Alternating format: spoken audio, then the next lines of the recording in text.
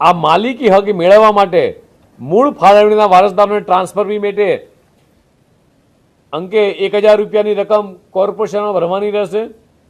મૂળ ફાળવણીદાર સિવાયના વર્ષોથી જે કબજેદાર છે વારસદાર સિવાયના આ કિસ્સામાં જરૂરી પુરાવા આપી 20,000 રૂપિયાની ટ્રાન્સફર ફીની રકમ કોર્પોરેશને ભરવાની રહેશે।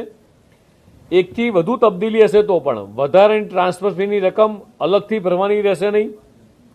હાલના પ્લોટ દ્વારા કાયમી માલિકી હક મેળવવા માટે તેમણે અમદાવાદ મ્યુનિસિપલ કોર્પોરેશનની બાકી ભાડાની, બાકી લેણાની અને સરકારી સ્થાનિક વેરા ખુલ્લા પ્લોટના પ્રતિ ચોરસ મીટરનો જે જંત્રીનો ભાવ છે તેમાં 15% દરે આ નાણાં ભરવાના રહેશે। એટલે ખૂબ ઐતિહાસિક નિર્ણય માનનીય મુખ્યમંત્રીશ્રીએ લીધો છે। આ તમામ નાણાં એ પરિપત્રની તારીખ ફાળવણીના હુકમથી 6 માસમાં ભરવાના રહેશે।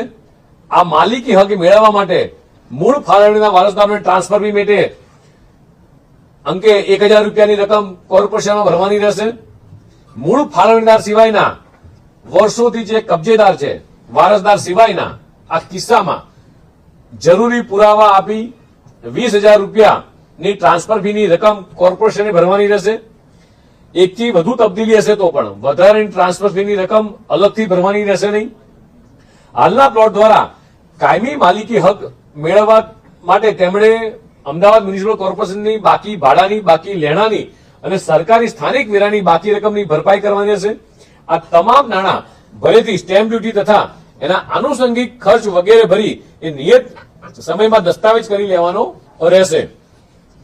ફાળવવામાં આવેલ જમીન પર મંજૂરી સિવાયનું બાંધકામ તેઓ ગુડાના કાયદા Gujarat regularisation of unauthorise development act અંતર્ગત એ જરૂરી પુરાવા સાથે અરજી કરી એ નાણાં ભરી અને નિયત કરવાની રહેશે।